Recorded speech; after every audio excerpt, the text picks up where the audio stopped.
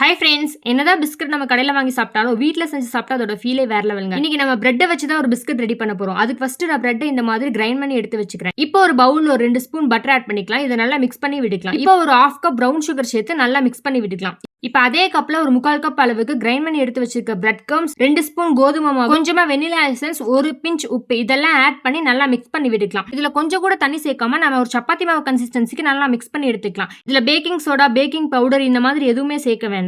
இந்த மாதிரி கன்சிஸ்டன்சி வந்ததுக்கு அப்புறமா இதை நல்லா ஸ்ப்ரெட் பண்ணி எடுத்துக்கலாம். என்கிட்ட கொஞ்சம் குக்கி கட்டர் இருந்தது, அதை வச்சு நான் நல்லா ஷேப் பண்ணி எடுத்துக்கிட்டேன். குக்கி கட்டர் இல்லைன்னா ஒன்றும் பிரச்சனை இல்லை, கையில கூட ஷேப் பண்ணி எடுத்துக்கலாம். நான் இந்த மாதிரி ஸ்கொயர் ஷேப் கொண்டு வந்துட்டு மேல கொஞ்சம் நைஃபை வச்சு டிசைன் பண்ணி விட்டுக்கிட்டேன். இப்போ நம்ம ரெடி பண்ணி வச்சிருக்க பிஸ்கட்ஸ் எல்லாத்தையுமே ஒரு பட்டர் ஷீட்டுக்கு மூவ் பண்ணி எடுத்துக்கலாம். இப்போ ஓவன்ல 180 டிகிரிக்கு 10 மினிட்ஸ் ப்ரீ ஹீட் பண்ணிட்டு நம்ம ரெடி பண்ணி எடுத்து வச்சிருக்க பிஸ்கட்ஸ் உள்ள வச்சு 20 to 25 மினிட்ஸ் நல்லா வேக வச்சு எடுத்துக்கலாம். அவ்வளவுதாங்க, நம்மளோட பிரெட் பிஸ்கட் ரெடி ஆயிடுச்சு. இதுல அப்படியே கொஞ்சம் ஜாம் அப்ளை பண்ணி சாப்பிட்டு பார்த்தா சும்மா சொல்லக்கூடாது, இது அப்படி இருந்தது. மறக்காம ட்ரை பண்ணி பாருங்க. Bye friends.